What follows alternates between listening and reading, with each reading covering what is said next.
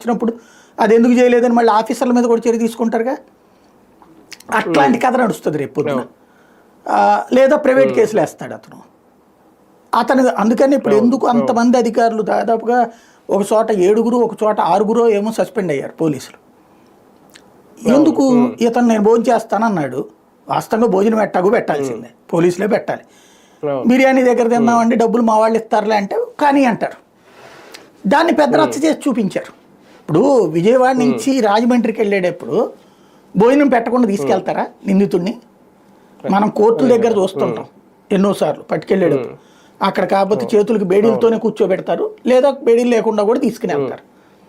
జాగ్రత్తలు అట్లా పారిపోయిన సంఘటనలు కూడా చూసాం కదా మన ఫీల్డ్లో, మన కెరీర్లో ఎన్నోసార్లు. కాబట్టి అట్లా భోజనం పెట్టించడం అనేది కామన్గా జరుగుతుంది. కాకపోతే ఆ వచ్చిన కానిస్టేబుల్ భోజనం పెట్టించాలంటే వాళ్ళకి బిల్లులు పెట్టి డబ్బులు తెచ్చి వాళ్ళ జేబులోంచి పెట్టుకోవడానికి ఉండదు. ఆ ట్రాన్స్పోర్టేషను, టిఫిను, భోజనాలన్నీ ఆ నిందితుల జేబుల్లో నుంచినే ఖర్చు అవుతాయి. ఇతను ఒక టీంని ఏదో నడుపుతున్నట్టున్నాడు, వెనకాలే ఒకళ్ళు ఫాలో అవుతుంటారట, వాళ్ళ భోజనం ఖర్చులే చూసుకుంటారు. దాని మీద వార్త, దాని మీద హడావిడి, దాని మీద మళ్ళీ కేసు నడిచింది.